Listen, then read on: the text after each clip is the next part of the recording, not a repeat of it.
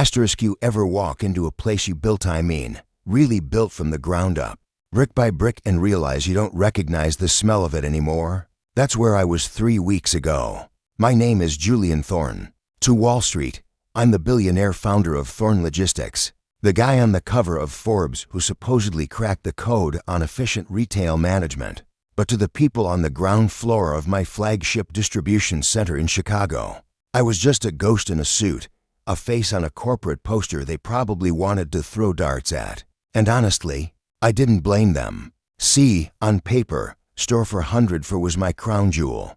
Highest profit margins, lowest labor costs, 0 HR complaints for 6 quarters straight. It was perfect, too perfect. And in my experience, when something looks that clean on a spreadsheet, it's usually because someone is sweeping a whole lot of dirt under the rug. So I did something my board of directors called unnecessary and my security team called risky. I put on a faded baseball cap, grew out a patchy beard for a week, swapped my Italian loafers for scuffed work boots, and walked into my own store as Jack, a temp worker looking for the graveyard shift. I thought I was going in there to find a glitch in the inventory system, or maybe some lazy management. I was arrogant. I had no idea I was walking into a war zone. The first thing that hits you isn't the noise, it's the tension. You could feel it in the air, thick and heavy like static electricity before a storm. I walked past the break room and nobody was talking. They were whispering, heads down, eyes darting around like they were expecting to get hit. But the real wake-up call came about 20 minutes into my interview wait time. I needed to use the restroom. I walked into the men's room near the loading dock, and that's when I heard it. It wasn't just crying. It was that guttural, gasping sound a person makes when they're trying to be quiet because they're terrified of being heard, but the pain is just too big to hold in. It was coming from the supply closet next to the sinks. The door was cracked open just a sliver. I froze. I should have walked away, right? Minded my business. But something in that sound, it broke me. I knocked on the frame, gentle. Hey, you all right in there? The sobbing stopped instantly. It was like a switch flipped. A second later, the door creaked open and a woman stepped out. Her name tag said Elena, custodial. She looked to be about 40, but her eyes, man, her eyes looked 100 years old. Red-rimmed, terrified, exhausted. She was clutching a mop like it was the only thing keeping her upright. I'm sorry, she stammered, wiping her face with a rough paper towel. I'm sorry, I was just checking inventory. Please don't tell Mr. Rourke. I'm going back to the floor right now. She tried to rush past me, limping slightly on her left leg, but I stepped in her path not to block her, but to slow her down. Oh hey, slow down, I said, putting on my best just a regular guy voice. I'm not a manager. I'm Jack. I'm just waiting to see if I got the temp job. You don't have to apologize for being human. She stopped, looking at me like I was a trap. You're new. Yeah, I lied. Just trying to pick up some hours. Who's Mr. Rourke? At the mention of the name, she actually flinched, a physical recoil. She glanced at the door, lowered her voice to a whisper. The regional director, Gavin Rourke. If he sees me in here. Look, I have to go. My daughter, Leo, I just need this shift. She hurried out, but before she turned the corner, I saw it. The schedule pinned to the hallway corkboard. It was a mess of red ink. I walked over to it. Elena's name was there. Crossed out, rewritten, crossed out again. Monday, 4 hours. Tuesday, OFF. Wednesday, 3 hours. It was an erratic nightmare. And right next to it, a memo printed on bright yellow paper, effective immediately. Full-time benefits are reserved for employees averaging 32 hours. No exceptions. MGMT. I did the math in my head. Elena was scheduled for 31 hours. 1 hour short. 1 single hour standing between a mother and her health insurance. That wasn't an accident. That was a weapon. I got the job, obviously. Gavin Rourke, the man behind the curtain, hired me on the spot because I looked hungry enough to shut up and work. Meeting Gavin was an experience. He was a guy in his mid-30s who wore a suit that was too shiny and cologne that arrived 5 minutes before he did. He sat behind his desk in the glass-walled office overlooking the floor, scrolling through his phone while I stood there. Here's the deal, Jack, he said. not even looking up. I run a tight ship. Efficiency is God in this building. You clock in, you work, you clock out. No socializing, no whining, and definitely no unions. You give me 110%, I give you a paycheck. You give me trouble, you're gone. We clear? Crystal, I said, playing the part. I just need the work, sir. Good. You're on custodial with Elena tonight. Keep an eye on her. She's slowing down. I need to know if she's dead weight. That night, I saw what efficiency looked like to Gavin Rourke. It looked like hell. The store was massive, 50,000 square feet of retail and warehouse space. And there were exactly 2 of us to clean it. Me and Elena. And frankly, I was useless because I didn't know the routine. So Elena was doing the work of 3 people.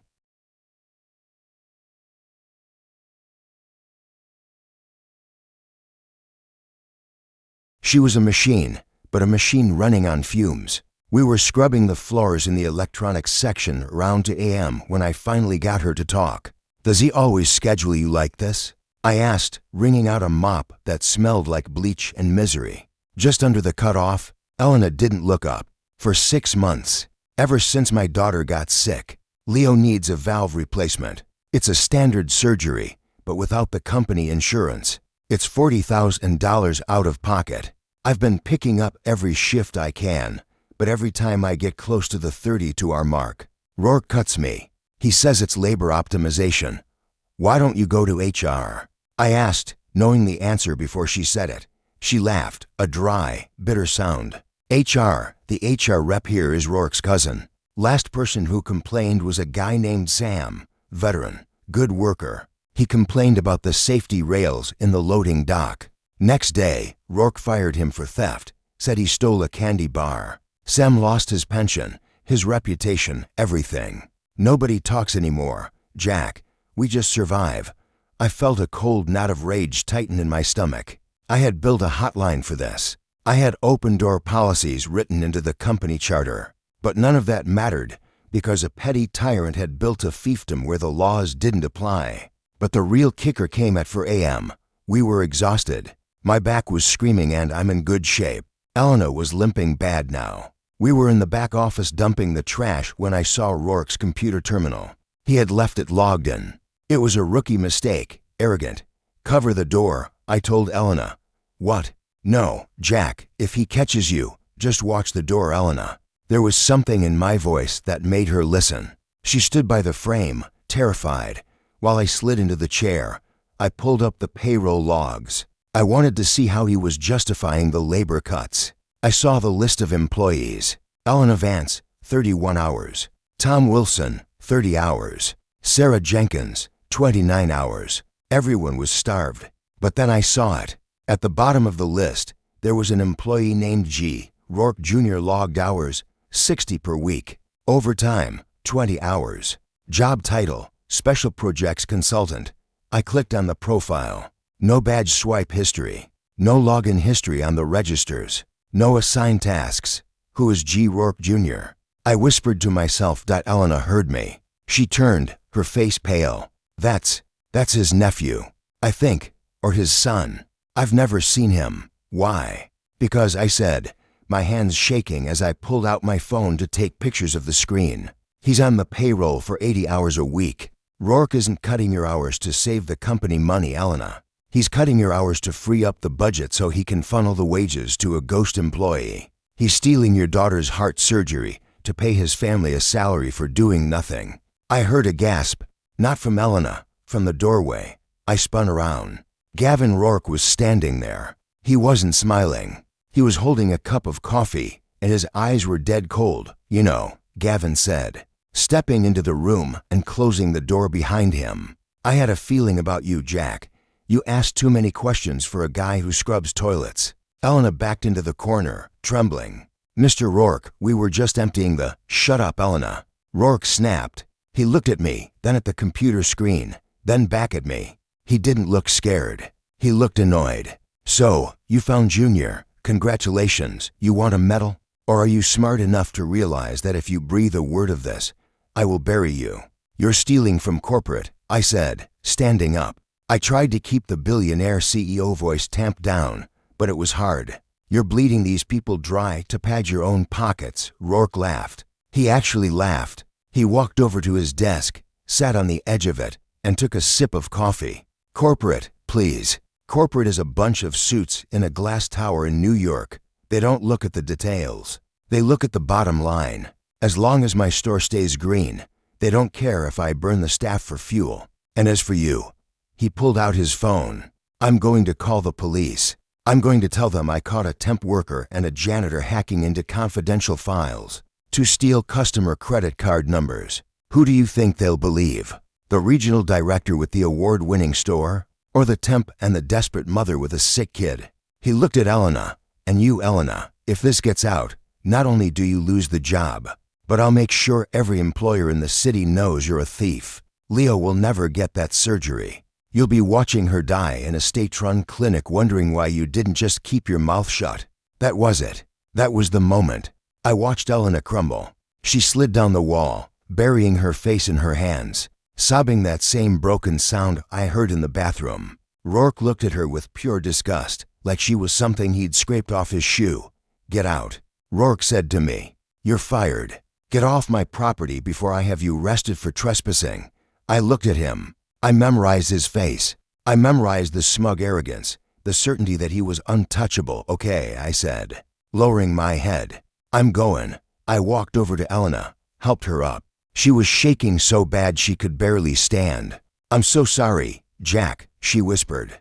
"I'm so sorry." "Don't be," I whispered back, close to her ear so Rourke couldn't hear. "Just come to the all-staff meeting tomorrow morning. Do not miss it.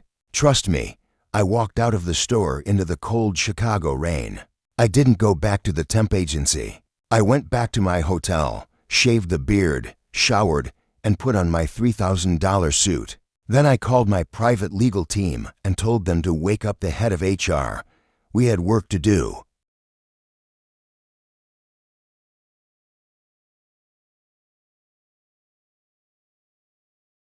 The next morning, the sun was shining, but the mood inside store for 100 was grim. Rourke had called a mandatory all-hands meeting at 8 a.m. He did this whenever he wanted to flex his power. He gathered everyone: cashiers, stockers, custodial in the middle of the sales floor before the doors opened.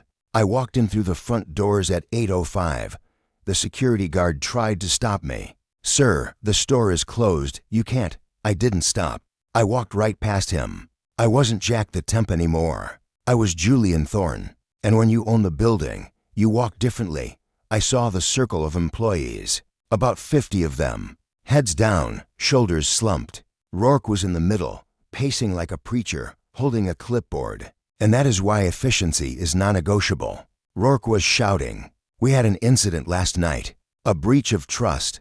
It just goes to show that some people don't appreciate the opportunities I give them. So, effective immediately. We are cutting hours across the board by another 10% to cover the security upgrades we need." A groan went through the crowd. Elena was standing in the back, looking like a ghost. "Excuse me," I said, my voice cutting through the air like a razor. Rourke spun around, annoyed. "Store's closed, pal. Get out or I'll..." He stopped. He squinted. He looked at the suit. He looked at the face. Recognition dawned on him slow, like a horror movie realization. "Mr. Thorne," he stammered. The color drained out of his face so fast he looked like a wax figure. "Hello, Gavin," I said, walking into the center of the circle. The employees parted from me, confused. They recognized me from the training videos, but they couldn't process why I was there. "Sir, what a surprise." Rourke's voice cracked. He put on a terrifyingly fake smile. "We weren't expecting a corporate visit. I was just rallying the troops, motivating the team." "Is that what you call it?" I asked. I stopped right in front of him. "Motivating?" I turned to the crowd. "Does anyone here recognize me?" Silence. Then Elena stepped forward. She looked at me, really looked at me. Her eyes went wide. "Jack," she whispered. A ripple of shock went through the room.